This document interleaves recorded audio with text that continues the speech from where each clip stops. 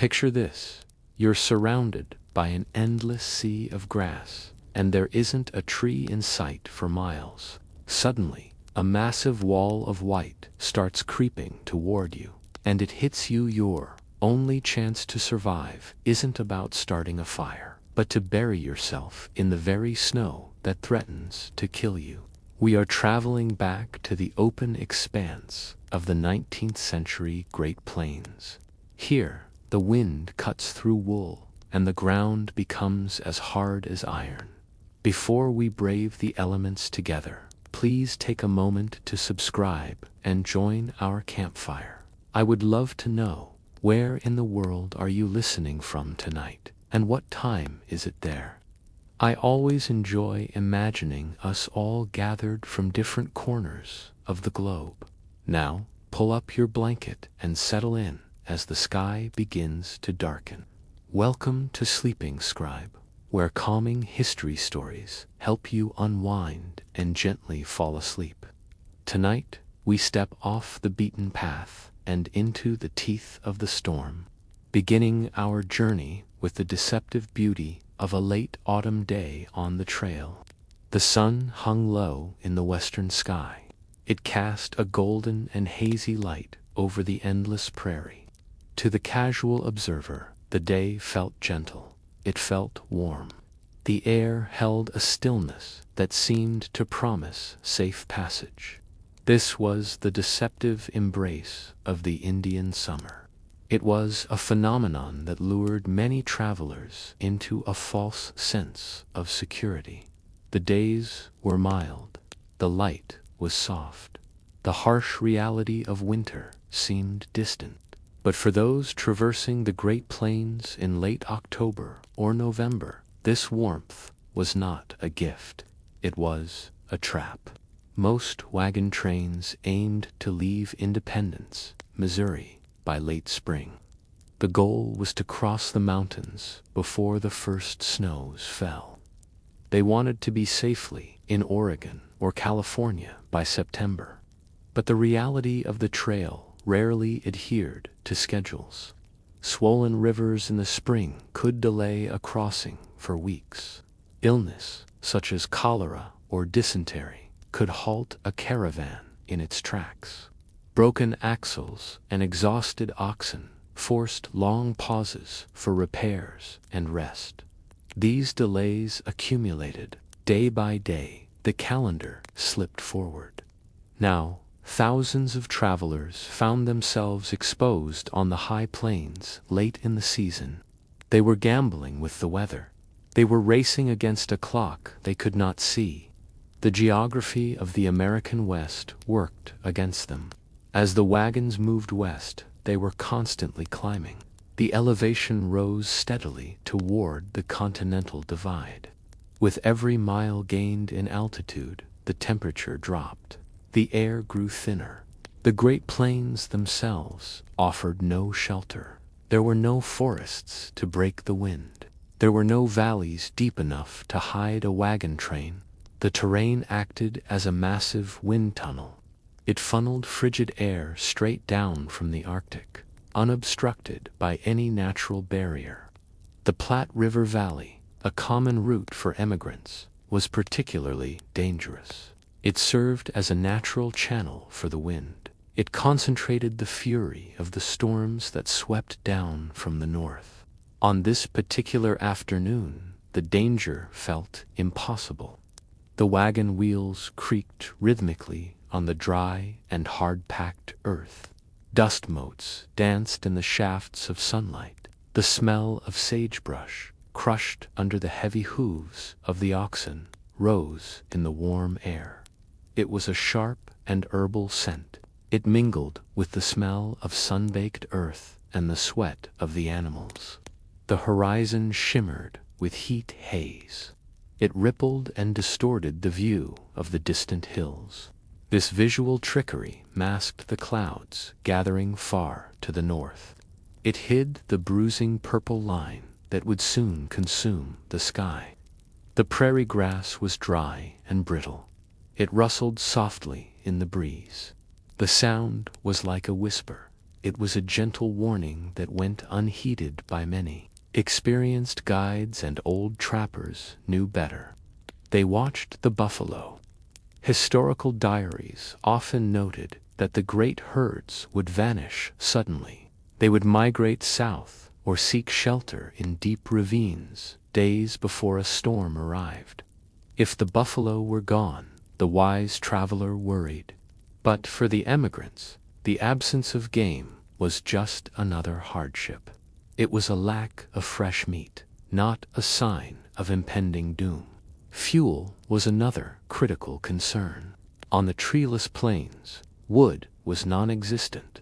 Travelers relied on dried buffalo dung, known as chips, to build their fires. These chips burned hot and slow when dry, but they were useless when wet. A storm did not just bring cold, it brought the impossibility of warmth. Once the snow began to fall, the fuel source would be buried or soaked. There would be no coffee to warm the hands. There would be no cooked meal to lift the spirits. The oxen plodded forward at a steady pace. They moved at 2 miles an hour. A good day covered 15 miles. A bad day covered 10. This slow speed meant that outrunning the weather was impossible. A storm on the plains moved faster than a horse could gallop. It certainly moved faster than a heavy wagon.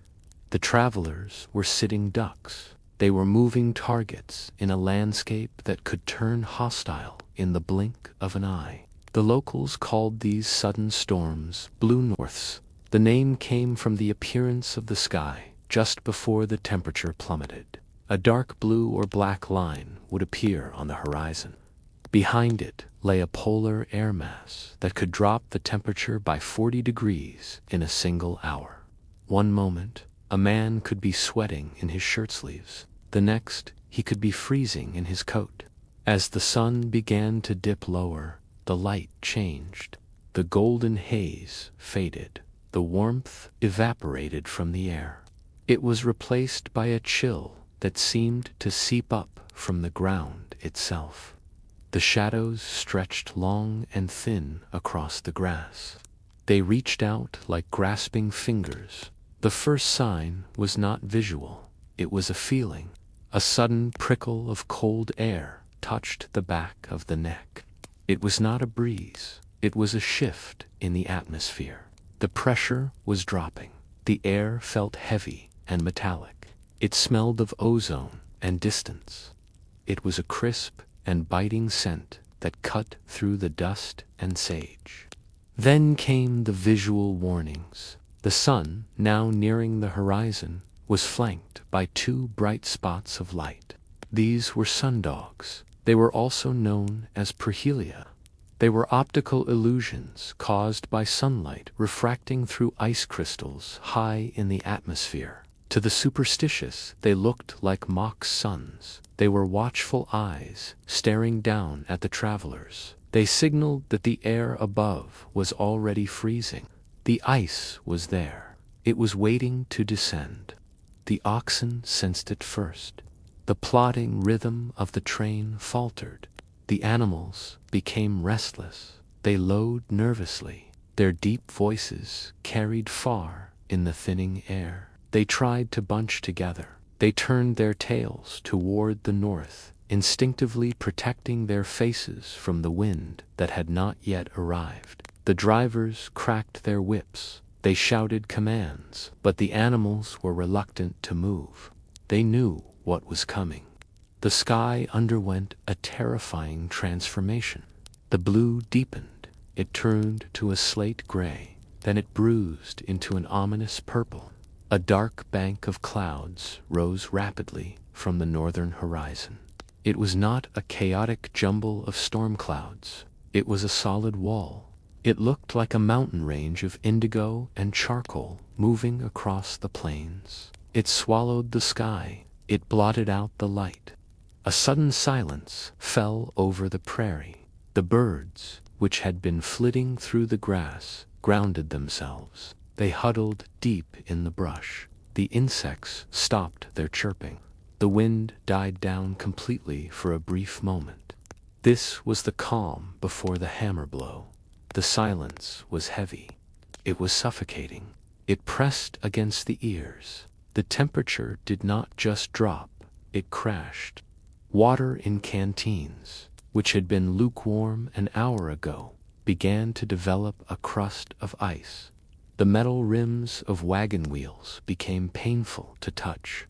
The cold was aggressive. It sought out every gap in clothing. It numbed fingers and toes within minutes. Old-timers knew this silence. They knew the flat light that was stealing the depth from the world. Under the gray sky, distances became impossible to judge. A ravine 10 feet away looked like flat ground. A distant hill looked like a nearby mound. This was the grout. It was the precursor to the whiteout. For the greenhorns, the panic set in slowly. They watched the wall approach. They buttoned their coats. They called for the children to climb into the wagons. They did not understand the violence that was about to be unleashed. They thought of snow as soft. They thought of winter as a gradual season. They did not know that on the Great Plains, winter arrives not as a guest, but as an invasion. The wall of clouds overtook the sun. The light failed completely. The world went gray. Then the first flakes began to fall. They did not drift down gently. They flew horizontally. They stung the skin like sand. They were hard pellets of ice, driven by a wind that seemed to spring from nowhere. The storm hit with the force of a physical blow. The wind speed jumped from 0 to 60 miles per hour in an instant. The roar was deafening. It sounded like a freight train passing inches from the ear. It sounded like a massive waterfall crashing down from the sky. Shouts were lost in the wind. Drivers screamed at their oxen, but their voices were snatched away before they could reach the animals' ears. Visibility dropped to 0. This was the dreaded 0-0 conditions.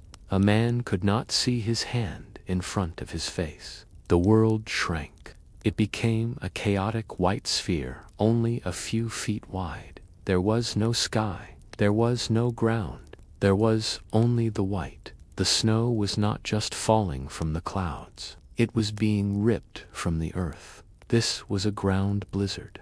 The wind lifted the loose snow and churned it into a frenzy. It mixed the old snow with the new. It created a dense soup of ice and air that was impossible to breathe. The sensation was suffocating. The wind sucked the breath right out of the lungs. To face the wind was to risk having the air forced back down the throat. To turn away was to struggle for oxygen in the vacuum created by the body. Ice formed instantly on eyelashes. It glued eyes shut. It formed on beards and scarves, turning fabric into stiff masks of frost. The wagons rocked violently. The heavy canvas covers flapped and snapped. The sound was like pistol shots ringing out in the storm. The wood groaned under the strain. The iron tires slipped on the hidden ice. The entire structure of the caravan threatened to tear apart. Disorientation was immediate. The horizon line, the only anchor for navigation on the plains, was gone. The brain could not process the visual input. Up and down merged into one shade of white. Vertigo set in. Travelers felt as though the ground was tilting. They felt they were falling even while standing still. The livestock panicked. The oxen, blinded and terrified, tried to turn their backs to the storm. This often meant turning sharply, snapping the wagon tongues, or tipping the vehicles over. The danger of a stampede was real. 1,000 pounds of terrified animal could crush a man in the snow without ever seeing him. The cold was not just a temperature. It was a weapon. It burned exposed skin. It froze the moisture in the nostrils, causing them to stick together with every breath. The wind chill, a concept not yet calculated by science, but deeply felt by the body, drove the effective temperature down to 40 or 50 degrees below zero. Frostbite was not a risk for later. It was happening now. The travelers were blind. They were deafened by the roar. They were freezing. The instinct to keep moving fought against the realization that the trail was gone. Landmarks, like Chimney Rock or Scott's Bluff, vanished. Mountains were erased. There was nothing to guide them. The realization hit every traveler eventually. Movement was futile. It was dangerous. To walk away from the wagon was to die. This was the labyrinth of the whiteout. The human mind, when stripped of visual cues, cannot walk in a straight line. One leg is naturally dominant. Without a point of reference, a person will inevitably drift to one side. They will walk in a wide arc. Eventually, they will walk in a circle. This was the death circle. Tales abounded of men who set out to find a stray ox, only to walk in a perfect circle until they collapsed from exhaustion, freezing to death only yards from the safety of their own wagon. The decision had to be made quickly. They had to stop. The oxen were unyoked. This was a dangerous task in the blinding snow. Fingers were numb and clumsy. The leather straps were frozen stiff, but it had to be done. If the oxen panicked while yoked, they would break the wagon tongue, stranding the family permanently. The animals were turned loose. They were left to drift with the storm, their instincts their only guide. The travelers retreated into their wagons. But the wagons were not houses. The canvas was thin. The wind drove the fine powder of snow through the smallest gaps. It piled up on blankets. It sifted into boots. Lighting a fire was impossible. The wind blew out matches instantly. The buffalo chips were buried under feet of drifting snow. Even if they could be found, they were wet. There would be no warmth tonight. The cold seeped through the floorboards. It radiated from the sides. The storm was not stationary. It roved. The wind direction shifted, causing the drifts to migrate. A wagon that was clear 1 hour might be buried the next. Ravines filled with snow, becoming deadly traps. The snow could accumulate to depths of 10 or 20 feet in these low spots. A person stepping off the trail could sink and vanish. Fear took on a new shape in the white darkness. It was the fear of separation. A child wandering a few feet away could be lost forever. A shout for help would be swallowed by the wind. Families tied ropes between the wagons. They created a lifeline in the void. A hand on a rope was the only link to reality. A hand on a wagon wheel was the only anchor to the earth. The psychological toll was immense. The roar of the wind never ceased. It hammered at the mind. The darkness of the storm, even during the day, was oppressive. It was a white darkness, bright yet blinding. It offered no relief to the eyes. They realized then that they were not travelers anymore. They were survivors. They could not fight the storm. They could not outrun it. They could only endure it. The ambition of reaching Oregon, the dream of a new life, faded. It was replaced by a singular, primal need to keep the blood flowing, to keep the heart beating. With forward motion impossible, the only direction left was down. They had to go into the snow itself. Before we dig in for the night, I am curious. Do you find yourself more drawn to stories of desert survival or these frozen Arctic adventures?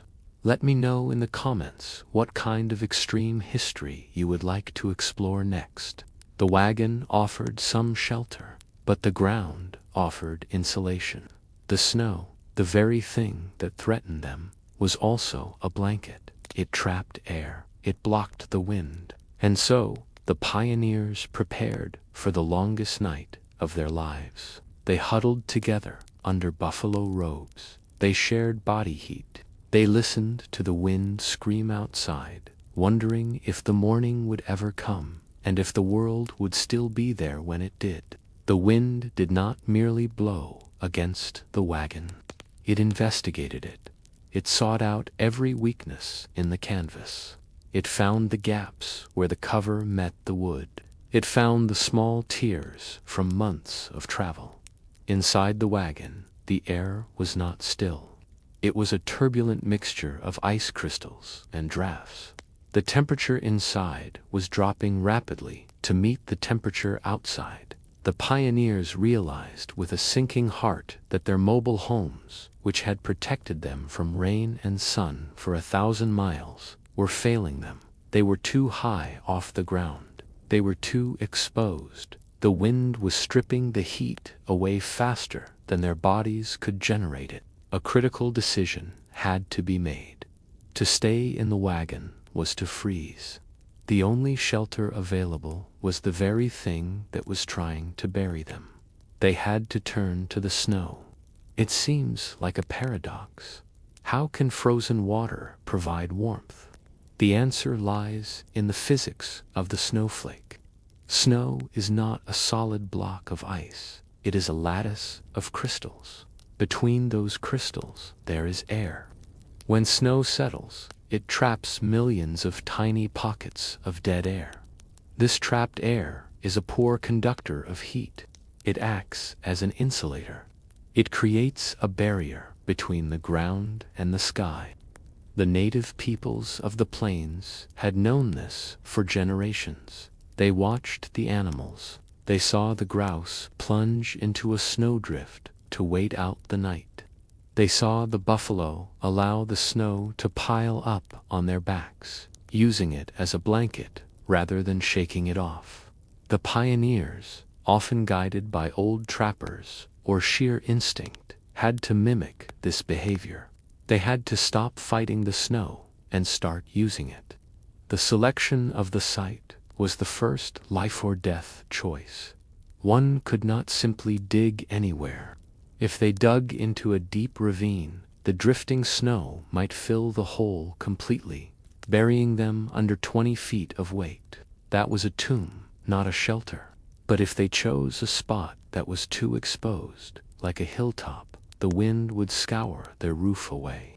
They needed a balance. They looked for the leeward side of the wagon. They looked for a slight depression in the earth, where the snow had already begun to pack hard. Then began the work. It was a frantic race against the numbing cold. Most did not have shovels handy. Those were packed deep in the bottom of the wagon crates, inaccessible under pile of supplies. They used what they had. A cast iron skillet became a spade. A flat board from a broken crate became a scoop. Many simply used their hands. They wore heavy leather mittens or wrapped their hands in spare cloth. They dug into the snow. The crust on the plains was not soft. It was wind-packed. It was hard as sandstone. The metal of the skillet scraped against the ice. It made a rhythmic, desperate sound. Every strike sent a shock up the arm. They had to break through that initial hard layer to get to the softer, granular snow beneath. This exertion brought a new danger. It brought the risk of heat. As they dug, their bodies warmed up. The blood pumped harder. If they worked too fast, they would sweat. In a blizzard, sweat is a death sentence. The moment they stopped moving, that moisture would freeze against the skin. It would turn their clothes into a suit of ice. It would suck the heat from their core 20 times faster than dry air. So they had to pace themselves. Dig, breathe, rest, check the clothes. It was a disciplined labor in the midst of chaos. They were building a structure, often called a quingy, or a simple snow cave. It was not a palace, it was a trench. It was a hollow scooped out of the white earth, just big enough to hold a family. For those who could not dig deep enough, they modified the wagon. They banked the snow. They shoveled it high against the wheels. They packed it underneath the carriage. They built a ramp of snow all the way up to the wagon bed. They were sealing the drafty space beneath them. They were turning the wagon into an island rising out of a sea of white. The snow they moved was unique. The wind had tumbled the flakes for miles. It had broken off the sharp points of the crystals. This process, known as sintering, made the snow bond together tightly once it was disturbed and packed again. The walls of their shelter hardened quickly. They became structural. They blocked the wind completely. Inside the pit, they laid the foundation for survival. They did not sit on the bare ground. The earth was a heat sink. It would drain the warmth from a body in an hour. They laid down waterproof tarps if they had them. On top of that went the buffalo robes. These robes were essential. Wool blankets were good, but buffalo hides were masterpieces of nature. The fur was dense. It was curly. It trapped air efficiently. The hide was thick leather that stopped the wind. A family would line their snow nest with these heavy, coarse skins. They created a carpet of fur. The light began to fade as the hole got deeper. The white world outside grew dim. The roar of the wind, which had been deafening while they stood up, suddenly changed. As they lowered themselves into the trench, the sound was cut off. It became a distant, muffled drone. The wind was passing over them now, not through them. The shelter was dug. The walls were packed. The roof, often formed by throwing a tarp or more hides over the top and weighing them down with blocks of snow, was secured. Now the most difficult part began. The physical labor was over. The long, crowded confinement commenced. They crawled inside. The space was tight. There was no room to stand. There was barely room to sit. Had to lie down. This was the architecture of the huddle. Survival now depended on the sharing of heat. A single human body generates about as much heat as a 100-watt candle alone. That heat dissipates into the void. But together, those candles create a furnace. The pioneers practiced a method known as bundling. It was communal, sleeping out of necessity. The arrangement of bodies was strategic. It was not random. The most vulnerable members of the party were placed in the center. The children, the elderly, and the sick were the core. They were the embers that had to be protected. They were sandwiched between the adults. The healthy men and women took the outer positions. They were the insulation. They absorbed the cold radiating from the walls. Feet were a major concern. The extremities are the first to freeze. The body, in its wisdom, pulls blood back to the vital organs when it gets cold. The toes are sacrificed to save the heart. To prevent this, no one slept with their feet exposed. They utilized a lattice formation. One person's feet were tucked against another person's torso. They placed their cold soles against the warm stomach or under the arm of their neighbor. It was an intimate, tangled web of limbs. Modesty was forgotten. Survival was the only rule.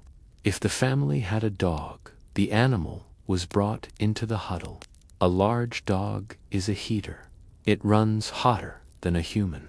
Pioneers wrote fondly of their collies and hounds, describing them not as pets, but as living stoves. The dog would be curled around the baby or pressed against the back of a shivering grandmother.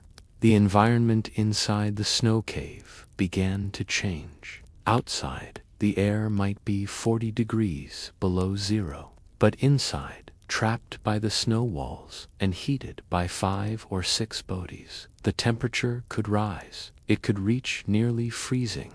30 degrees feels tropical when the alternative is 40 below. But this sealed environment brought a silent killer.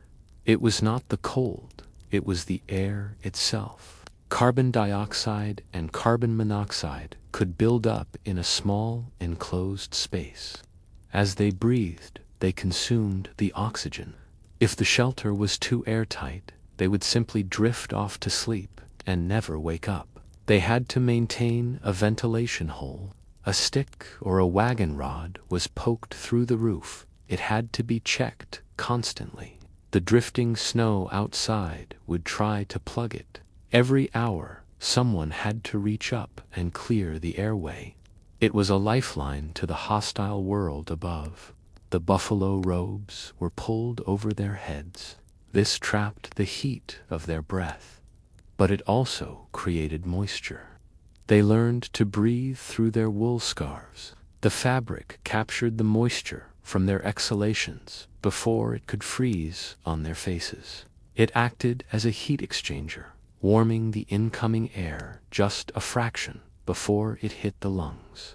Even with all this, the cold eventually seeped through. The body has a defense mechanism. It is the shiver. This is not just trembling. It is a violent, involuntary muscle contraction. The body is forcing the muscles to work to generate kinetic heat. It is an exhausting process. It burns calories at an alarming rate. The group would lie in the darkness. The only sound was the collective shivering. It sounded like a vibration in the earth. Teeth chattered. It was a sound that could not be stopped. To help, they rotated. The person on the freezing edge of the huddle was allowed to move to the center for a time. The person in the warm middle moved out. It was a slow, shifting dance of fairness. The darkness was absolute. Under the snow and the heavy hides, there was no light. Eyes strained to see, but found nothing. Other senses took over. The coarse texture of the buffalo fur against the cheek became the entire world. The smell of wet wool, of unwashed bodies, of leather, and of ozone filled the small pocket of air. They were safe from the wind. But a new enemy emerged. It was the gnawing passage of time. And with time came the burning demand for fuel. Not wood for a fire, but fuel for the body. Cooking was impossible. There was no way to light a fire in a snow cave. The smoke would suffocate them. The heat would melt the roof and bring it crashing down. They had to eat their rations cold. This was a physiological challenge. The human body requires a massive amount of energy to fight the cold. In a blizzard, the caloric requirement doubles or triples. The internal furnace needs coal, but the food they had was frozen solid. They reached into their pockets or bags for hardtack. These were sea biscuits, thick crackers made of flour and water. They were baked until they were as hard as bricks. In the freezing temperatures, they became like stone. To eat one required patience. It had to be gnawed. It had to be softened with saliva. A single biscuit could take an hour to consume. Then there was the dried beef, or jerky. It was lean protein. It was tough. Frozen jerky was like a shard of iron. Chewing it made the jaw ache, but the act of chewing generated a small amount of warmth in the face. The greatest danger was thirst. The air in a blizzard is incredibly dry. It sucks moisture from the body with every breath. Dehydration thickens the blood. It makes the circulation sluggish. It makes frostbite more likely. But water was scarce. The barrels on the wagons were frozen solid blocks. The instinct is to eat snow. It is everywhere. It looks refreshing. But eating snow is a dangerous error. To turn snow into water, the body must supply heat. It takes a tremendous amount of energy to melt ice crystals into liquid. Eating snow lowers the core body temperature instantly. It chills the stomach. It invites hypothermia. The pioneers knew they had to melt it first, but without a fire. How? They used their own body heat, but carefully. They would pack a small tin cup with snow and hold it between their bodies in the huddle. They would wait for it to melt into a slush, or they would put a small amount of snow in their mouths and let it melt slowly before swallowing. It was a torturous process. The mouth went numb. The teeth ached. The water tasted metallic. It tasted of dust and cold. The best food for this ordeal was pemmican. This was a Native American invention, adopted by the fur trappers. It was a mixture of dried, pounded meat and rendered fat, sometimes with dried berries. The fat was the key. Fat is dense energy. It burns slowly in the body. It provides long-lasting warmth. A lump of pemmican was worth 10 biscuits. It did not freeze as hard as the jerky. It had a greasy, heavy mouthfeel that was repulsive in summer, but cravingly delicious in the cold. Rationing was strict. No one knew how long the storm would last. A norther could blow itself out in 12 hours, or it could rage for 3 days. To eat all the food now was to risk starving later. But to save too much was to risk freezing to death from lack of energy. The mothers and fathers had to make the hard calls. A small piece of meat now, a cracker later. Sanitation was a grim reality. In a space the size of a closet, with 5 people buried under snow, nature still called. They had to be disciplined. They used a designated corner or a specific bucket if they had brought one inside. It was humiliating. It was uncomfortable. But in the life and death context of the storm, dignity was a luxury they could not afford. Some travelers carried treats, a lump of brown sugar, a jar of molasses. These were given to the children. The sugar provided a quick spike of energy. It was a burst of heat. The sticky molasses, cold and thick as tar, was placed on a cracker. It was a moment of sweetness in the bitter dark. As the hunger was dulled by the cold, the physical struggle settled into a waiting game. The adrenaline that had fueled the digging faded.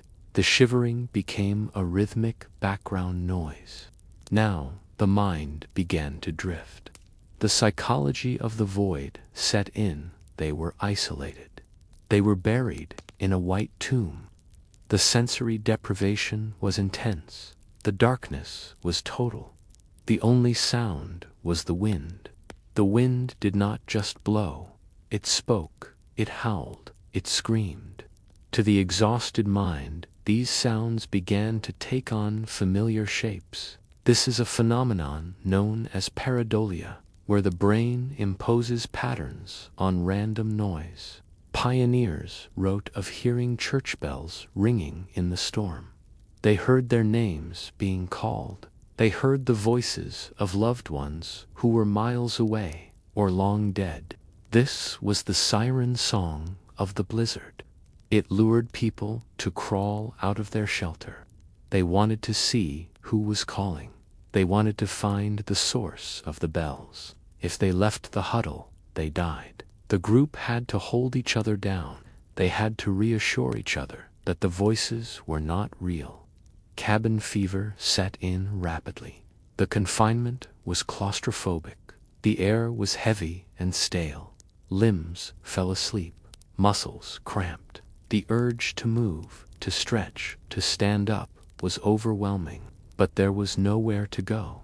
The fear of burial was constant. They could hear the snow piling up above them. The weight on the roof increased. The supports groaned. Was the snow 5 feet deep, 10 feet? Would they be able to dig their way out when the storm stopped? Or would this snow cave become their grave? To fight the fear, they used the only tool left to them. Their voices. They told stories. If you had to endure a 3-day blizzard with only one book to read or one story to tell to keep everyone's spirits up, what would you choose? I'd love to read your choices in the comments. In the 19th century, the choices were often biblical. A father would recite passages from memory. He would tell the story of Daniel in the lion's den. He would speak of the trials of Job. The familiar words were an anchor. They connected the Hivering family to a history of endurance. They sang. Hymns were popular. Rock of Ages or Amazing Grace. They sang softly to save breath. The low vibration of humming in the chest was soothing. It broke the monopoly of the wind's roar. It proved that they were still there. They were still human. Mothers told fairy tales to their children. They spun worlds of green forests and warm hearths. They described feasts of hot soup and roasted meat.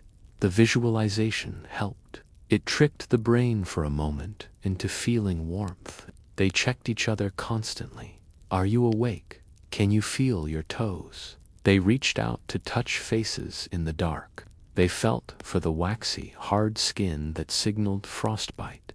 They rubbed numbed limbs, restoring circulation with friction. The most dangerous enemy was the sleep of death. Hypothermia brings a feeling of peace. The shivering stops. The pain fades. The victim feels a sudden, false sense of warmth. They feel drowsy. They want to drift off. It feels pleasant. This is the body giving up. The others had to be vigilant. If someone stopped shivering and said they felt warm, it was a red alert.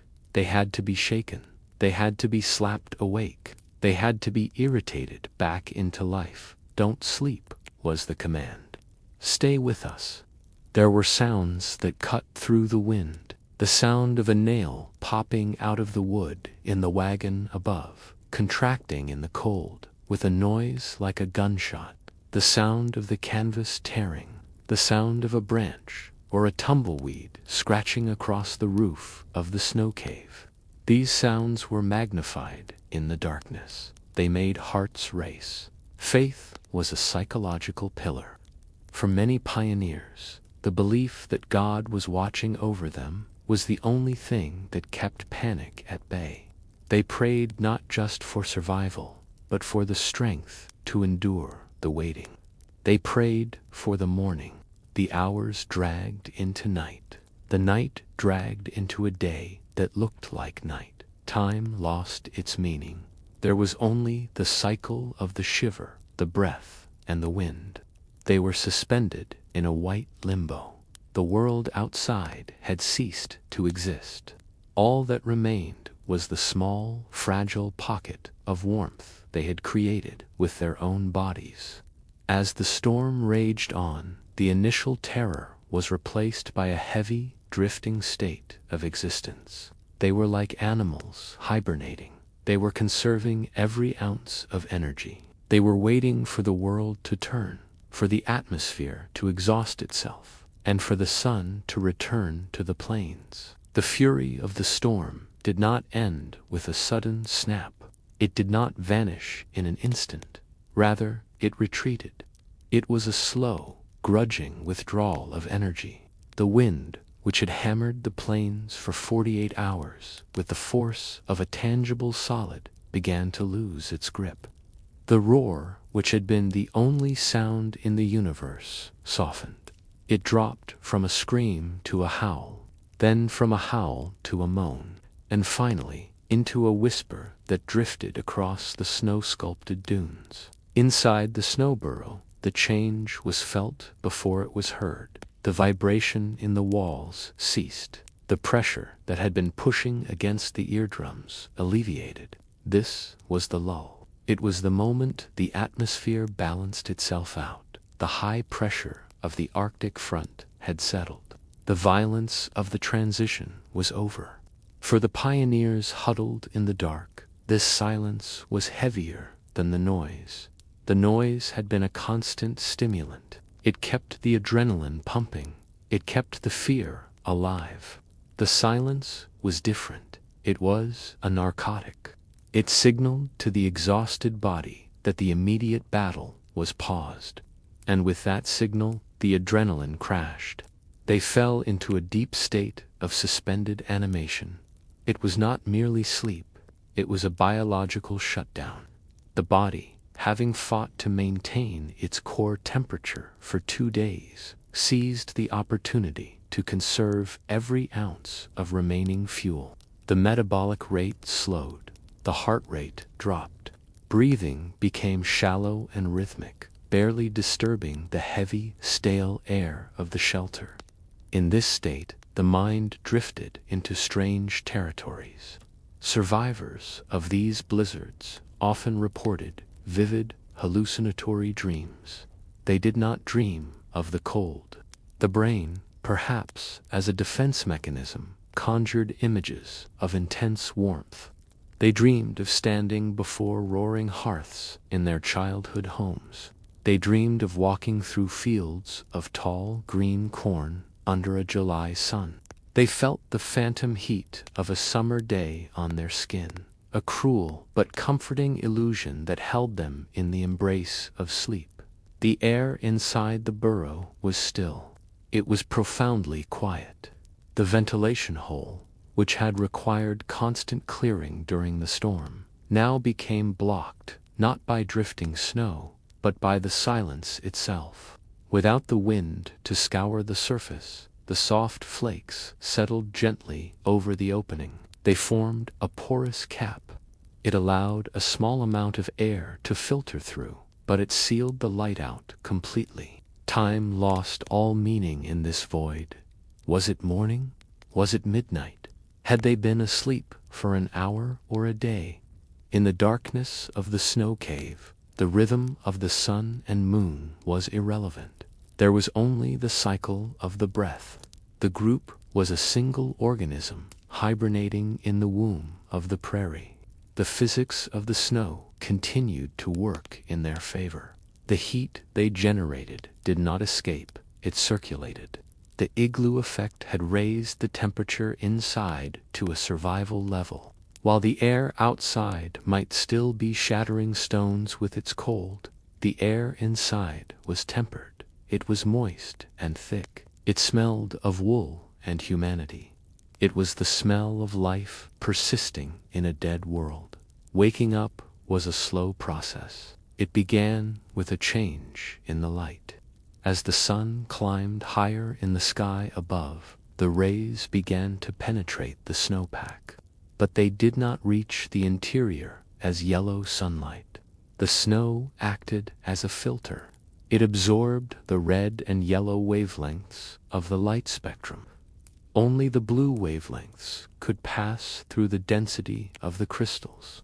The darkness inside the burrow gradually shifted. It turned from a pitch black to a deep, resonant charcoal. Then it softened into a strange, ethereal blue. It was a bright darkness. It was a luminescent glow that seemed to come from the walls themselves. It was the color of a glacier's heart. One by one, the travelers stirred. The stiffness in their joints was agonizing. They had been curled in tight balls for countless hours. Muscles had locked up. Limbs were heavy and unresponsive. The simple act of uncurling a leg sent needles of pain shooting through the nerves. They groaned. They rubbed their eyes. The realization hit them slowly. The roar was gone. The world was quiet. The decision to move was mental before it was physical.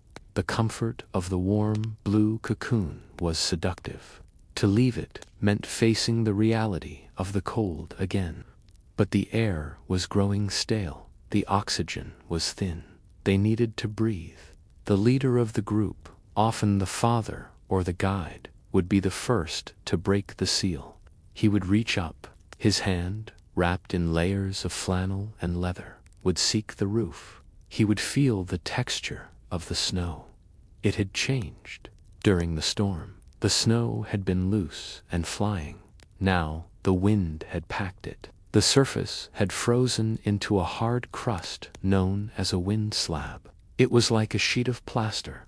It was strong enough to walk on in places, but brittle enough to break. The fist struck the ceiling. It crunched. The sound was startlingly loud in the quiet space. Ice crystals showered down onto the upturned faces below. He pushed harder. He used his shoulders. He braced his feet against the floor of the trench and drove upward. Suddenly, the crust gave way. The barrier was breached. The sensation of emerging was violent. The first thing that hit them was the air. It rushed into the hole like a flood. It was incredibly fresh. It was clean, but it was cold. It was a cold so sharp it felt like liquid fire in the lungs. It made them gasp. It made their eyes water. Then came the light. If the storm had cleared during the night, they would have emerged under the stars. But usually, the storms broke with the dawn. The sun was shining on a landscape of pure white. The reflectivity of fresh snow is nearly 100%. It acts as a mirror. The sunlight bounced off the ground and struck the eyes from below as well as above. The pioneers squeezed their eyes shut. Tears streamed down their cheeks. They were blinded. This was the risk of snow blindness, a temporary but painful condition where the corneas are burned by the UV rays. They had to squint. They had to shield their eyes with their hands, peeking out through the smallest slits between their fingers. They pushed themselves up. They scrambled out of the hole, looking like creatures emerging from the earth at the beginning of time. They stood up on the surface. They took their first look at the new world. The landscape they knew was gone. The trail was erased. The familiar landmarks, the rocks, the bushes, the ruts of the wagon wheels had been smoothed over. The world had been sculpted. The wind had created rolling waves of white that stretched to the horizon. They were frozen dunes, carved with razor-sharp edges. The geometry of the plains had been simplified. It was a masterpiece of minimalism.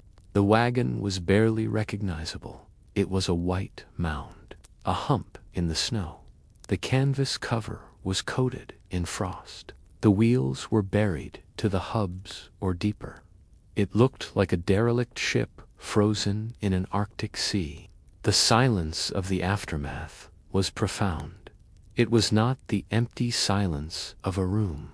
It was the vast, resonant silence of a cathedral. It was a silence that felt holy. The air was perfectly still. There was not a breath of wind to disturb the diamond dust that hung in the atmosphere. These were tiny, floating ice crystals, glittering in the sun like suspended glitter. They sparkled as they slowly drifted to the ground. The first priority was the livestock. The oxen were the engine of the journey. Without them, survival was temporary. The travelers waded through the drifts. The snow was thigh-deep in places. It was powdery and dry, offering no resistance to the boot. They found the animals where they had left them. The oxen were resilient beasts. They had turned their tails to the storm and lowered their heads. They were covered in a thick layer of snow and ice. They looked like statues, but as the humans approached, the statues moved. A massive head shook. A cloud of snow flew into the air. A deep, resonant lowing broke the silence. They were alive. Their thick hides and layers of fat had protected them. They were hungry, they were thirsty, but they had endured. The relief was physical. It washed over the pioneers, loosening the knots of tension in their chests. They patted the icy flanks of the animals. They spoke soft words of praise. The bond between human and beast, forged in the fires of hardship, was never stronger than in that moment. Now the work of living began again. The camp had to be reestablished. They had to reclaim their home from the snow. They dug out the back of the wagon. They cleared the space where they kept the fuel. It was a frantic search. Had the moisture seeped into the buffalo chips? Had the wood been buried too deep? When they found a dry sack of fuel, it was like finding gold. Lighting the fire was a ritual. The hands were shaking, not just from cold, but from eagerness. The match was struck. The flame flared orange and weak against the blinding white of the day. It caught the tinder. Smoke began to rise. It rose in a straight, unwavering line, climbing endlessly into the blue sky. The heat of the fire was small, but its psychological impact was massive. It was the center of the world. It was the return of civilization. They crowded around it. They held their hands out, palms open, as if drinking the warmth. They brought out the frozen blocks of coffee. They chipped away at the ice in the barrels. They put the pot on the fire. The smell of coffee brewing on the high plains in winter is a scent that has no equal. It is rich, dark, and earthy. It cuts through the sterile smell of the snow. It signals that the morning has truly begun. Food was thawed. The rock-hard biscuits were toasted until they were soft enough to bite. The jerky was warmed. They ate with a voracious hunger. The body, sensing that the danger was past, suddenly demanded the calories it had been denied. As they sat by the fire, they checked each other. They looked for the telltale signs of frostbite. The white, waxy patches on the nose, the ears, the fingers. The medical wisdom of the time was to rub the frozen area with snow. It was believed to draw out the frost. In reality, it damaged the tissue further, but it was done with care and concern. They massaged life back into numb limbs. They wrapped them in dry flannel. The sun rose higher. It was a cold sun. It gave light, but it had little power to melt the snow. Yet the feeling of the rays on the face was exquisite. It felt like a benediction. The pioneers turned their faces to the sky, closing their eyes, letting the red light filter through their eyelids. Camaraderie flourished in the warmth. They looked at each other with new eyes. They had shared a grave. They had breathed the same air. They had heard the same demons in the wind. They were no longer just a group of travelers thrown together by circumstance. They were a family of survivors. They laughed. It was a ragged, tired laughter, but it was genuine. They cracked jokes about the size of the drifts. They teased the one who had snored the loudest in the burrow. The atmosphere, after a blizzard, is often incredibly clear. The storm scrubs the dust and haze from the air. The humidity drops to zero. The visibility becomes limitless. They could see for 100 miles. Distant mountains, which had been hidden by haze for weeks, now stood out in sharp, jagged relief against the horizon. They looked close enough to touch. The world felt expanded. It felt huge and pristine. They realized then the magnitude of their resilience. They had been tested by the harshest force nature could throw at them. And they were still here. They were standing. They were drinking coffee. The fear of the trail, the nagging doubt that they were not strong enough, vanished. It was replaced by a quiet, ironclad confidence.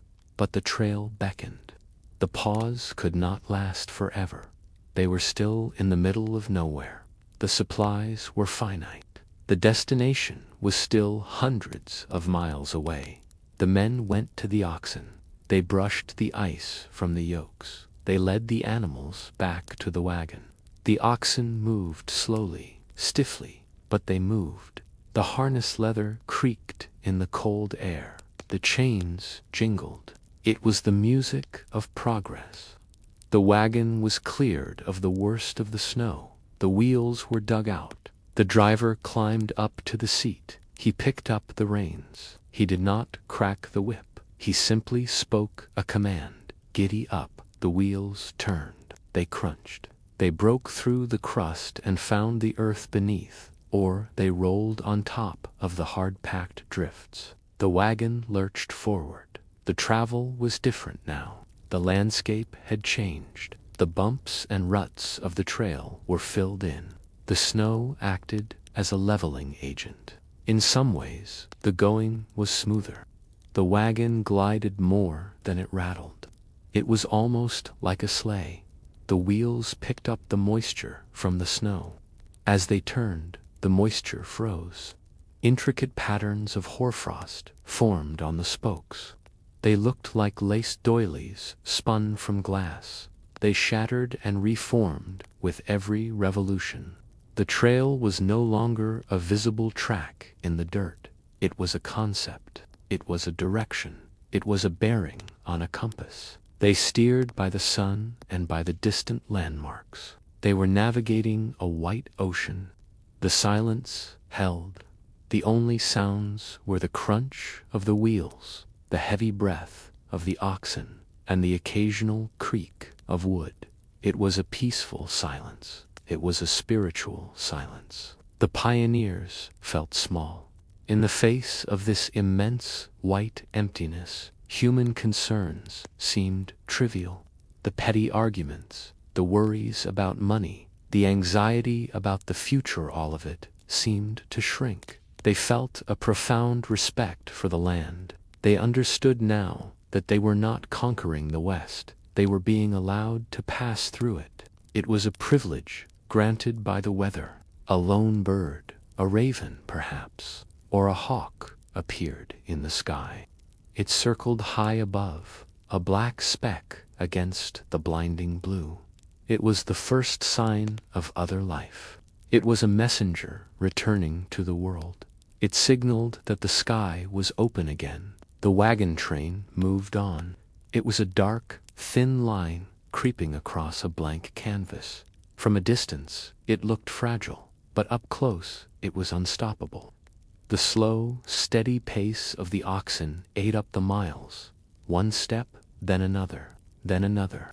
The memory of the storm began to recede. It was already becoming a story.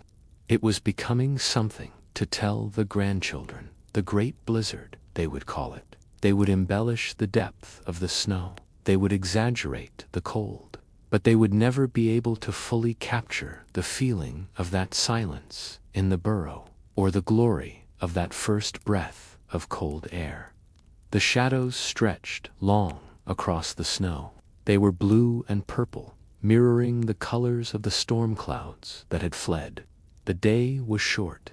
The sun began its descent early in the winter afternoon. It set the snow on fire. The white turned to gold, then to rose, then to lavender. The world was a painting of light. They did not push hard that day. They stopped early. They made a camp on top of the snow. They did not need to dig in tonight. The sky was clear. The stars would be out in their millions. They would sleep in the wagons, under the canvas, and they would be cold, but they would be safe. The wagon wheels turned once more, carving slow, steady lines into the pristine white of the plains. They have weathered the fury of the sky and emerged not just as travelers, but as true children of the frontier, resilient, resourceful, and alive. As they disappear over the snowy rise, leaving only the silence behind. I hope you've enjoyed this journey through the storm. If you are not yet asleep, let's rest here a while longer and look deeper into the history of the winter world.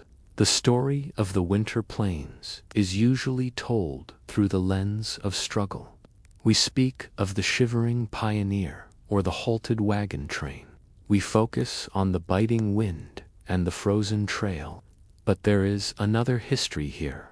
It is a history that does not view the cold as an enemy to be fought, but as a state of being to be understood. This is a quiet history. It is written in the design of a dwelling and the fur of a beast. It is written in the geometry of a snowflake and the alignment of the stars. When we step back from the human drama of the trail, we find a world of profound order and silence. We find that survival was not always a battle. For those who knew the secrets of the land, winter was a time of rest. Long before the wheels of the wagons cut ruts into the prairie soil, the first peoples had mastered the art of living in the cold. They did not try to conquer the winter. They moved with it. They understood the physics of heat and wind long before such terms were written in textbooks. This wisdom is most visible in the architecture of their homes. To the untrained eye, a tipi might look like a simple tent, but it is actually a masterpiece of engineering designed specifically for the high winds of the Great Plains. The conical shape is aerodynamic. It offers no flat surface for the wind to push against. When the gales swept down from the north, the air flowed around the structure rather than smashing into it. The cone sheds the wind just as it sheds the snow. But the true genius of the design lay inside. The tribes understood the principle of insulation. They used a lining known as a dew cloth. This was an inner wall of skins that was suspended from the poles inside the lodge. It reached from the ground up to a height of about 5 feet. This created an air gap between the inner living space and the outer shell. It is the same principle used in modern double-paned windows. Cold air from the outside would be trapped in this gap. It provided a layer of dead air that kept the interior warm. In the center of the floor, a small fire could burn. The smoke would rise straight up to the smoke hole at the apex. As the heat rose, it pulled fresh air in from under the outer cover. This created a constant circulation of fresh, warm air. A family could sit comfortably inside while a blizzard raged just inches away. The location of these winter camps was chosen with equal care. In the summer, the tribes might follow the buffalo onto the open grasslands. But when the days grew short, they retreated to the river bottoms. They sought the shelter of the cottonwood and willow groves that grew along the water. The trees broke the force of the wind. The low ground offered protection. Here, the snow did not drift as high. The sounds of the camp were soft and muffled. There was the smell of wood smoke curing the leather of the lodges. There was the scent of burning sage. Survival also depended on fuel for the body. The winter plains did not offer fresh crops, so the people relied on the perfect winter food. They called it pemmican. It was a dense mixture of dried meat and rendered fat. Sometimes it was sweetened with dried berries. The genius of pemmican was its density. It was almost pure energy. The fat provided the calories needed to keep the body warm in freezing temperatures. It did not spoil. It did not freeze into a rock-hard block. A traveler could carry a small pouch of it and survive for days. It was the fuel that powered the winter life. Movement across the snow required another invention. The snowshoe was the answer to the deep drifts. Different tribes developed different shapes depending on the snow conditions. Some were long and narrow, designed to glide over open powder. Others were rounded like the paw of a bear, designed for maneuvering in the woods. The frame was made of ash wood, bent by steam. The webbing was made of rawhide, woven in intricate patterns. These patterns were not just decorative. They were designed to let the loose snow sift through while catching the hard pack. A walker on snowshoes made a distinctive sound. It was a soft, rhythmic crunch. It was a sound that barely disturbed the silence of the winter woods. There was also a spiritual dimension to the cold. Winter was not a dead time. It was the season of storytelling. When the snows were deep and the nights were long, the people gathered around the fire. This was the time when the oral histories were passed down. The elders spoke of the snow spirits and the great white bear of the north.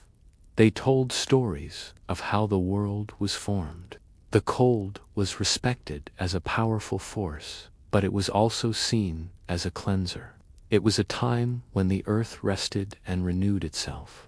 The snow was like a blanket that protected the sleeping grass. This perspective changed the experience of winter.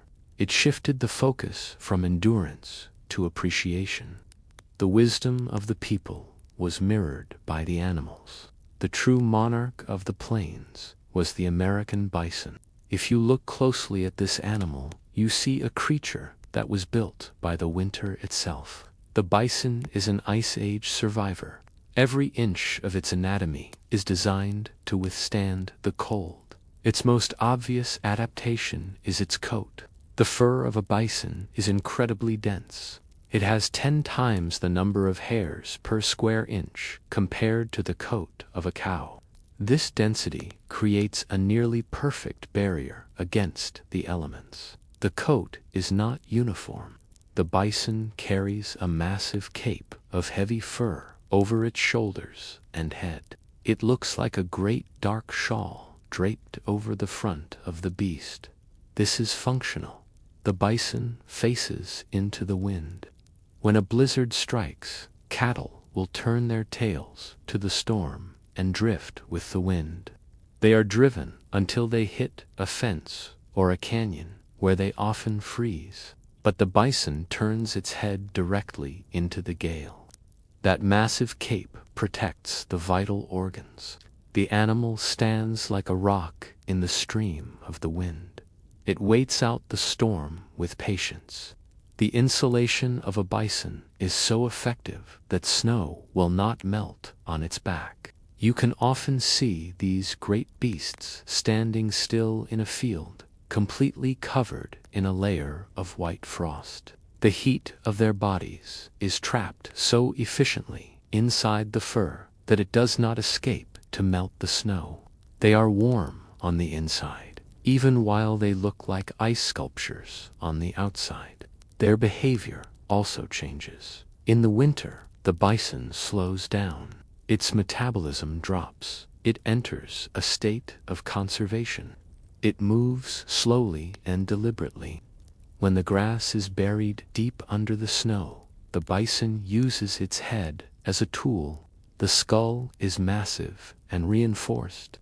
The neck muscles are incredibly powerful. The animal swings its head from side to side, sweeping the snow away to reveal the dried grass beneath.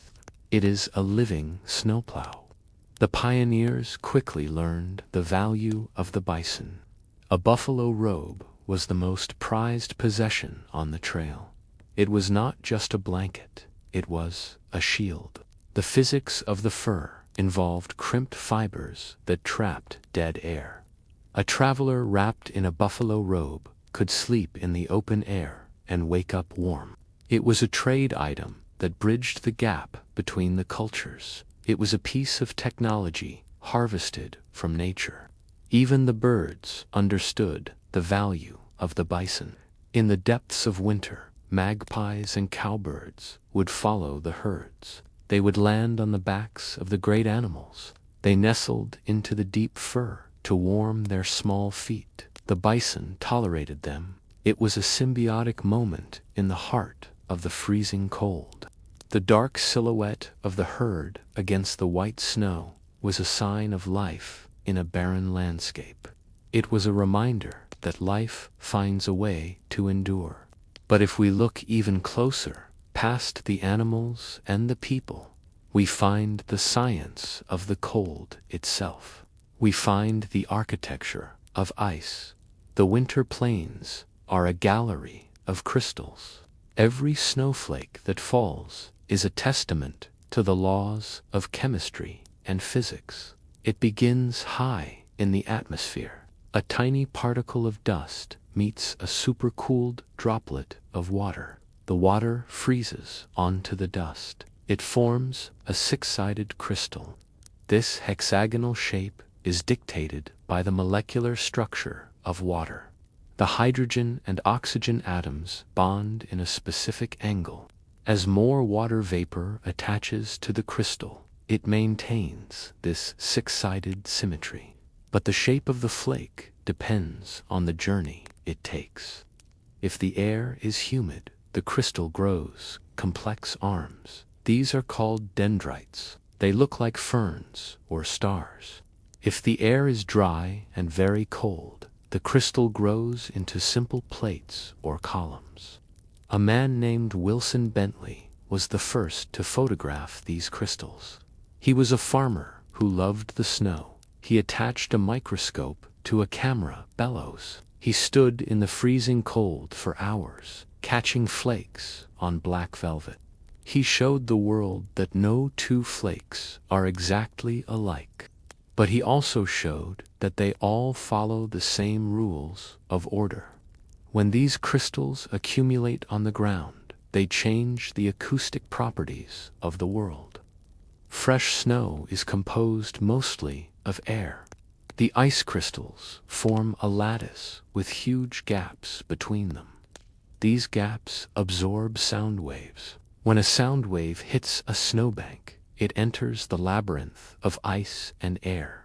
The energy of the sound is dissipated. It does not bounce back. This is why a snowy field is so quiet.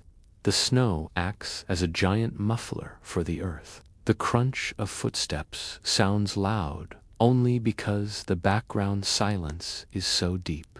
The snow also interacts with light.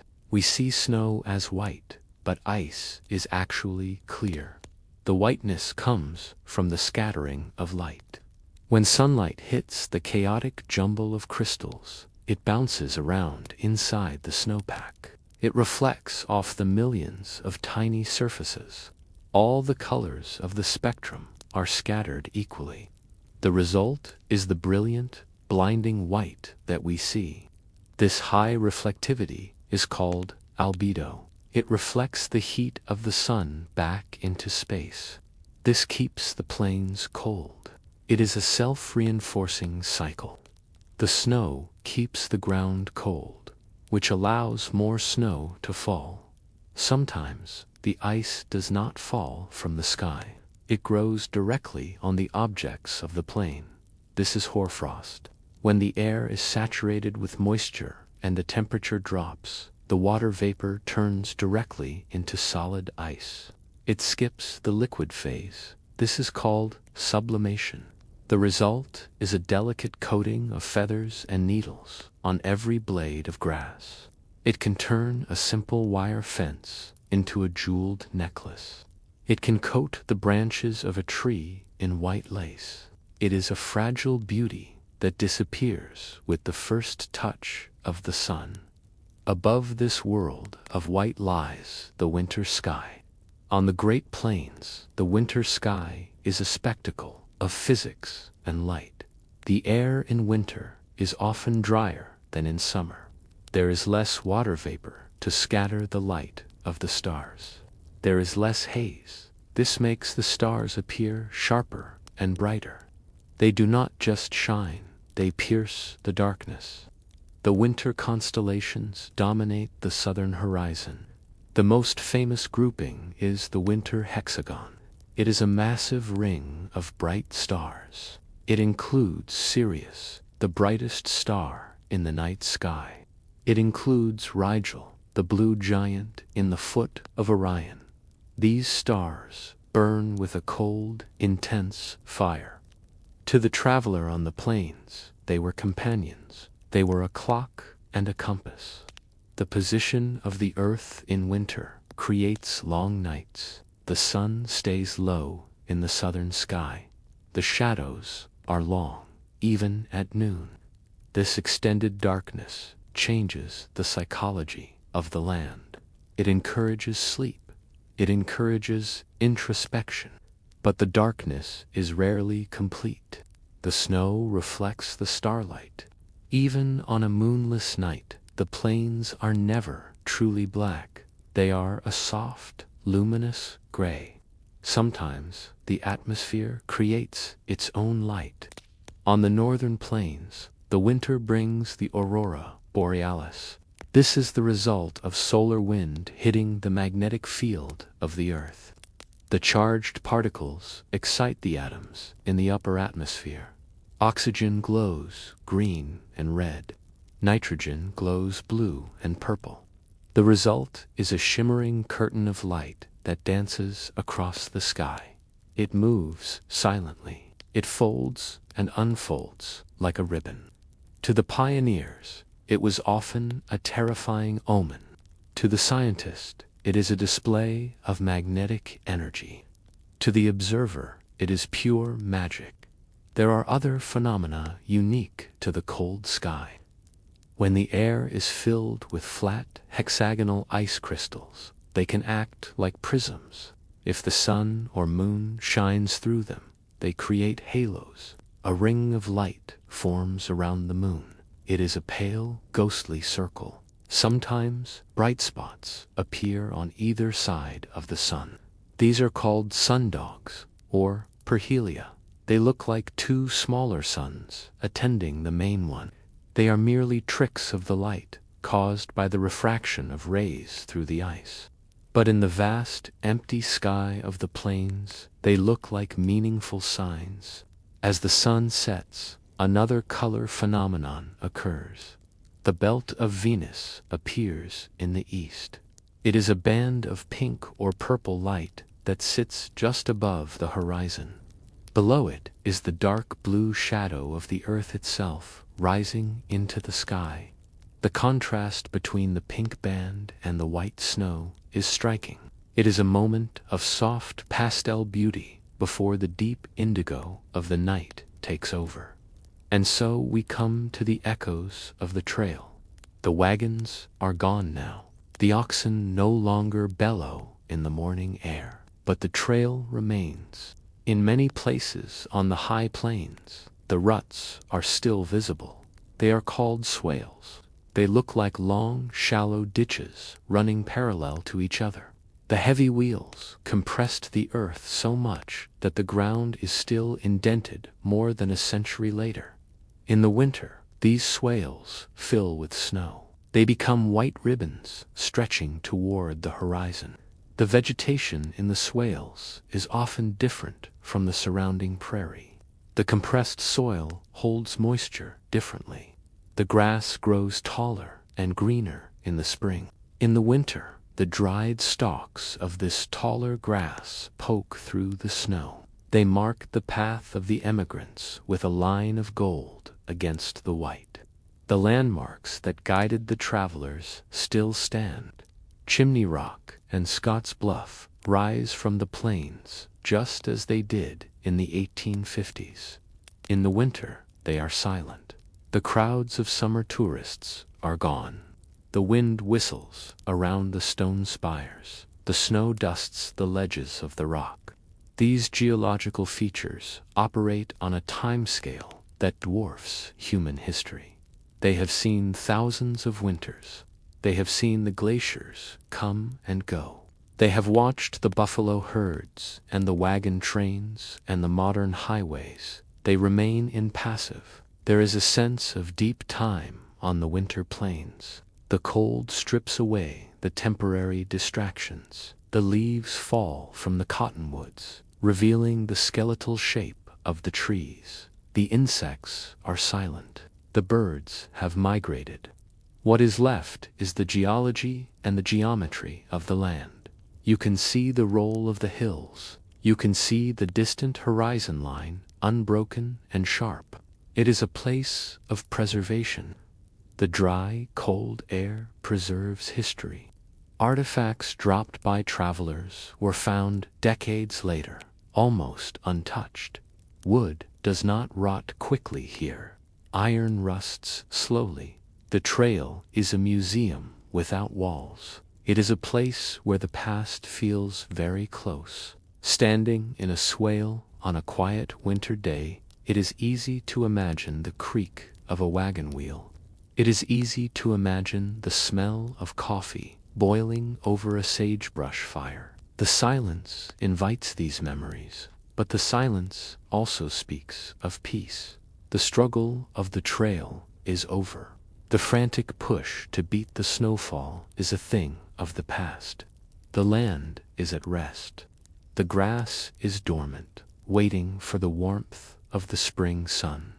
The roots are alive deep beneath the frost line. They are gathering strength. The snow that seems so cold is actually a reservoir of water. When it melts, it will feed the streams and the rivers. It will wake the wildflowers. The cycle continues.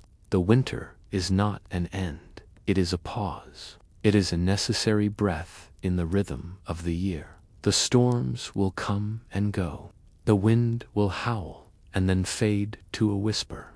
The stars will wheel overhead in their fixed patterns, and the earth will sleep under its coat of white.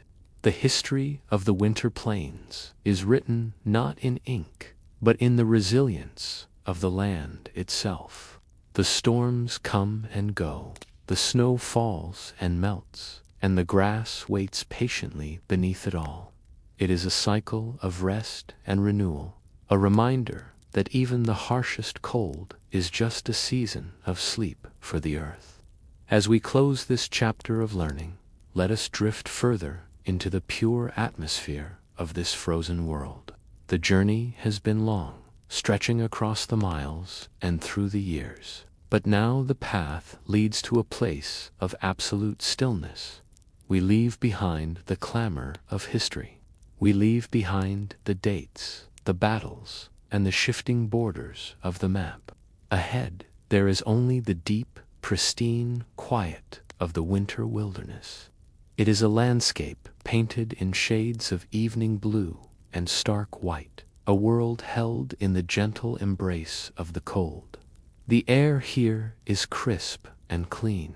It feels new in the lungs. It is the kind of air that clears the mind, washing away the dust of the day and leaving only clarity and peace.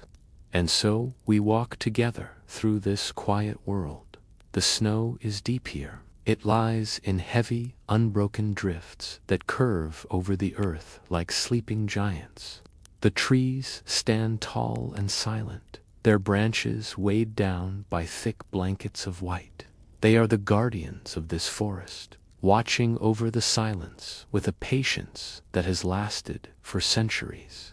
There is no wind tonight. The air is still. The only sound is the soft, rhythmic crunch of footsteps in the dry snow, a sound that seems to deepen the silence rather than break it. In the distance, a light appears. It is a small, warm beacon in the vastness of the blue twilight. It is the cabin at the end of the world. It stands alone in a small clearing, a structure of solidity and permanence amidst the shifting snows. As we draw closer, the details of the sanctuary emerge from the dusk. It is built of solid logs, thick timber, hewn from the surrounding forest many years ago. The wood has darkened with age, cured by the sun and the wind, turning a deep, rich brown that contrasts with the brightness of the snow piled against it. The cabin feels anchored to the earth. It is not just a building, it is a shelter in the truest sense of the word. A heavy stone chimney rises from the side of the structure, built from river rocks and field stones carefully fitted together. From the top of the chimney, a thin ribbon of smoke drifts lazily upward. It rises straight into the still air, a gray thread connecting the warmth of the home to the vastness of the sky. The sight of it promises comfort. It speaks of a fire already burning, of a hearth that has been waiting for your arrival. We move closer until the walls loom above us. Huge icicles hang from the eaves of the roof, shimmering like crystal daggers in the fading light. They are beautiful, catching the last reflections of the day. But they also speak of the cold that we are about to escape. The snow is piled high against the logs, insulating the cabin, tucking it into the landscape, as if the earth itself is pulling the structure close for warmth. And there is the door. It is made of thick, heavy planks of oak, bound together with iron straps. It looks impenetrable, a barrier that keeps the winter at bay. But for you, it is ready to open. You reach out. The iron latch is cold beneath your mittened hand. You lift it, and with a heavy, smooth motion, the door swings inward. The sensation is immediate. A wave of warmth rushes out to meet you. It is a physical weight, a thick, embracing heat that smells of pine wood and old comfort. It wraps around you instantly, dispelling the chill of the journey. You step across the threshold, and the heavy door swings shut behind you. The latch clicks into place with a solid, final sound. The wind is gone. The cold is gone. The vast, blue wilderness is locked away. You are inside. You are safe. The atmosphere here is heavy with stillness. It is a different kind of silence than the one outside. The silence outside was vast and open. The silence inside is intimate and close. It is the silence of a library or a sleeping house, a silence that protects. The light in the room is soft and golden, spilling from the hearth and casting long, gentle shadows that stretch across the floorboards. You begin to shed the layers of the journey. The heavy fur coat, thick with the smell of the cold air, slides from your shoulders. You hang it on the peg near the door, and with it, you leave behind the weight of the outside world. The scarf is unwound, the heavy boots are removed, and your feet find the softness of a thick, woven rug. The transition is complete. The body begins to realize that the work is done.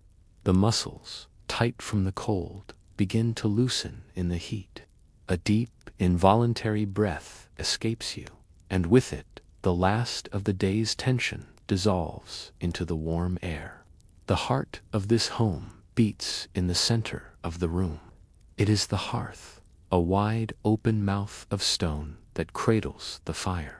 You move towards it, drawn by the primal need for warmth. The fire is not a roaring, chaotic thing. It is a mature fire, a bed of coals and logs that has been tended with care. It burns with a steady, rhythmic pulse, a living presence in the quiet room. Let us look closely at the fire. The logs are arranged in a perfect pyramid, allowing the air to feed the flames gently.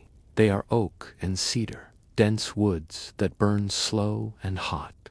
The bark is rough and dark, but where the heat touches it, it glows with a translucent inner light.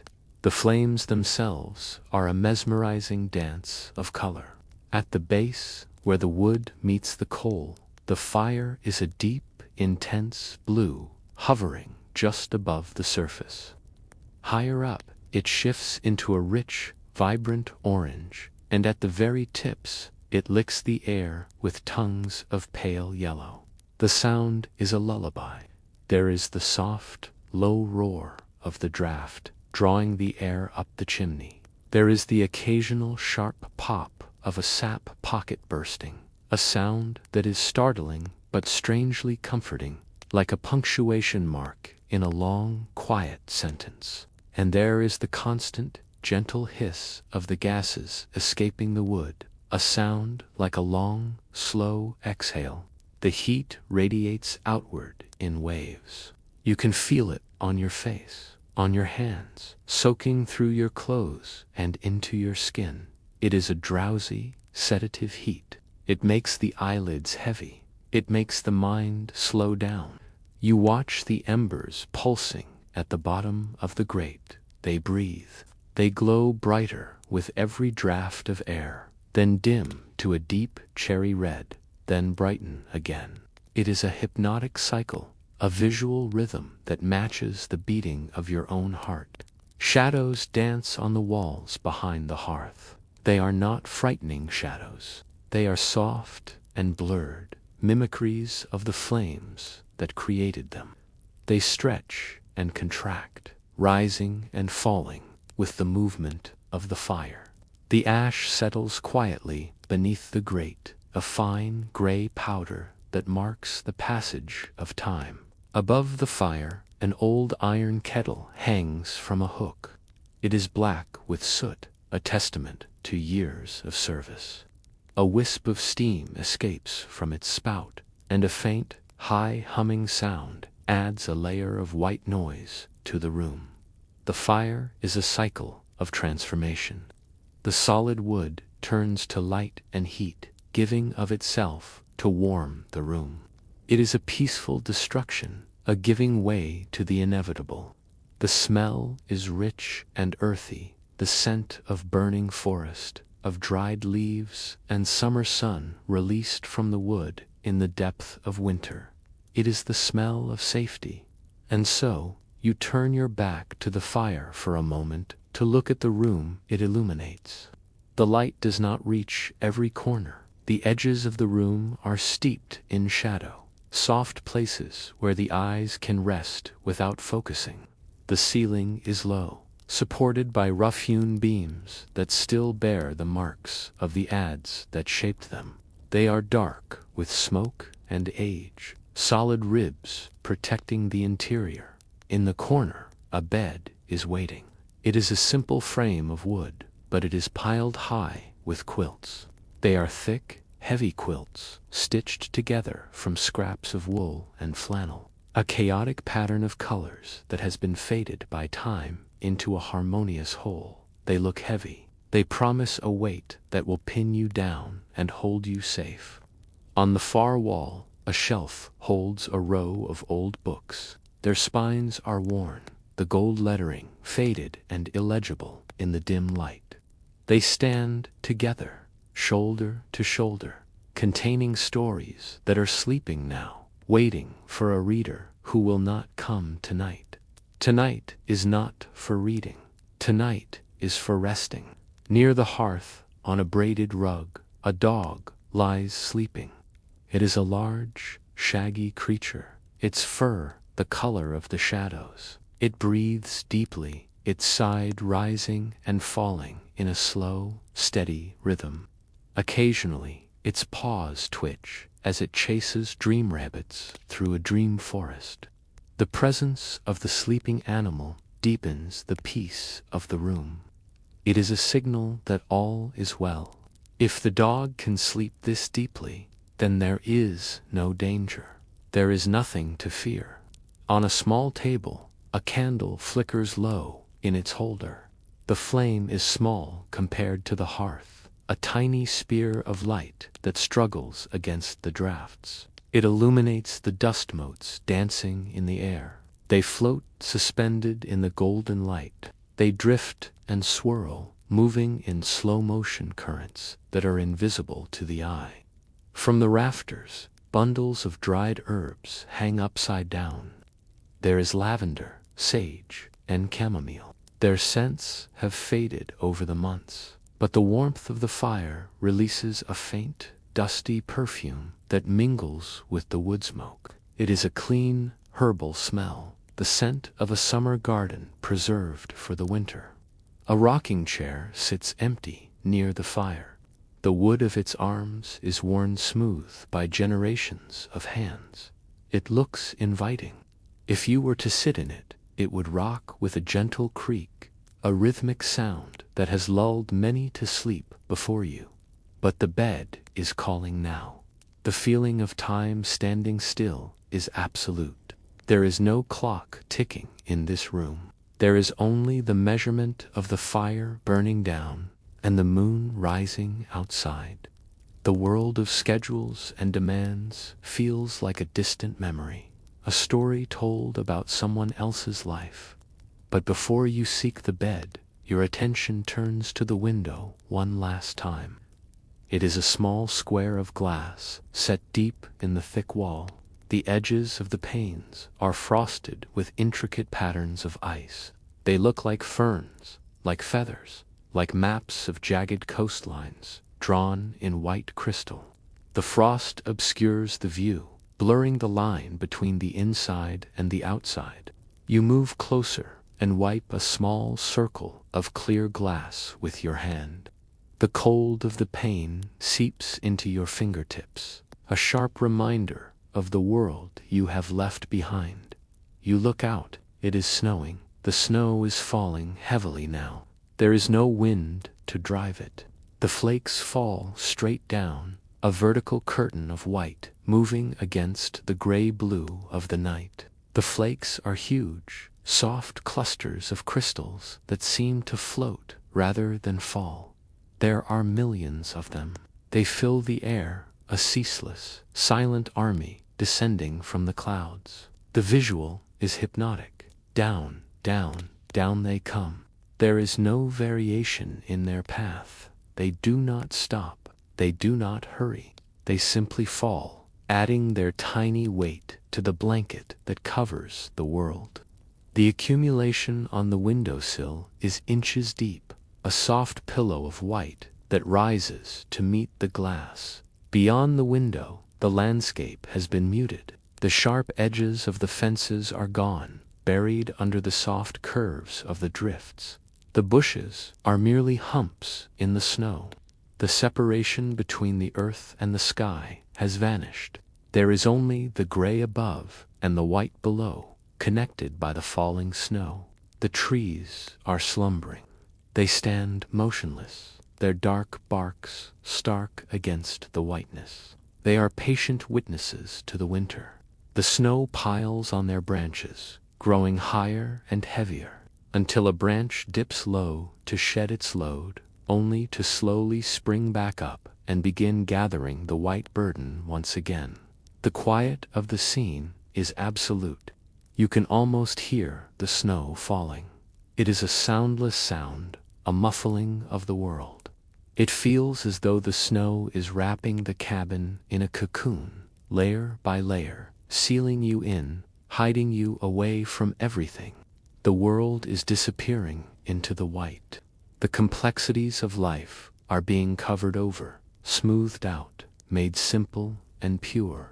Your eyelids grow heavy as you watch. The downward motion of the snow is dragging your awareness down with it. It is a sedative for the eyes. The gray-blue darkness of the night is soft and inviting. It is the color of sleep. The endless number of flakes is impossible to count, impossible to track. The mind gives up trying to follow them. It surrenders to the blur, and so you turn away from the window. You leave the snow to fall in the darkness. You leave the trees to their slumber. The world outside can take care of itself. The bed is waiting. The fire has burned down to a bed of glowing coals, casting a dim red light over the room. The shadows have lengthened, merging together to wrap the corners of the room in darkness. You move to the bed. The wooden floor is solid beneath your feet. You pull back the covers. The sheets are cool to the touch, a refreshing contrast to the heat of the room. You climb in. The mattress yields to your weight, sinking softly to cradle your body. It is a deep, soft embrace. You pull the quilts up. The weight of them is magnificent. It is a heavy, pressing comfort. Layer after layer of wool and cotton presses down on you, anchoring you to the mattress. It feels as though a compassionate hand is holding you down, telling you to stay, telling you to rest. The warmth of your body begins to heat the space beneath the covers. A cocoon of warmth forms around you, separate from the room, separate from the world. You settle your head onto the pillow. It is soft and cool. Your neck relaxes. Your shoulders drop. The tension that you didn't even know you were holding flows out of your muscles. It drains away into the mattress, leaving your limbs heavy and loose. You breathe in. The air is still scented with pine smoke and lavender, but it is fainter now you breathe out. The breath is long and slow. The rhythm of your breathing slows down to match the fading pulse of the fire. The light in the room is just a glow now. The fire is whispering its final goodnight. The crackling has stopped. There is only the soft, deep heat radiating from the stones. The room is safe. The walls are thick. The door is barred. The snow is guarding the perimeter. You close your eyes. The darkness behind your lids is not empty. It is a velvet curtain, rich and soft. The awareness of the room begins to fade. The sound of the wind outside is gone. The sound of the fire is gone. There is only the sound of your own breath, slow and steady. The mind begins to wander. It drifts like the smoke from the chimney, untethered and free. Thoughts lose their edges. They become soft and indistinct. The worries of the day are too heavy to carry into this place, so you leave them at the gate of sleep. They cannot follow you here. You feel the heaviness of your own body sinking deeper and deeper into the softness. It is a pleasant heaviness, a feeling of total surrender. You are drifting. You are floating on a dark, calm sea. The shore is far behind you. The destination is the deep, dreamless quiet of the night. The long night stretches ahead. There is nothing to do. There is nowhere to be. The hours are yours to spend in the dark. The promise of rest is kept. The sleep comes not as a sudden event, but as a slow, rising tide. It washes over your feet, your legs, your hands. It rises to your chest, your neck. It covers you completely. The fire is just a soft glow now, a warm heartbeat in the dark. The snow continues to fall outside, wrapping the world in a blanket of silence, guarding your rest. You are safe, you are warm, and the night is yours.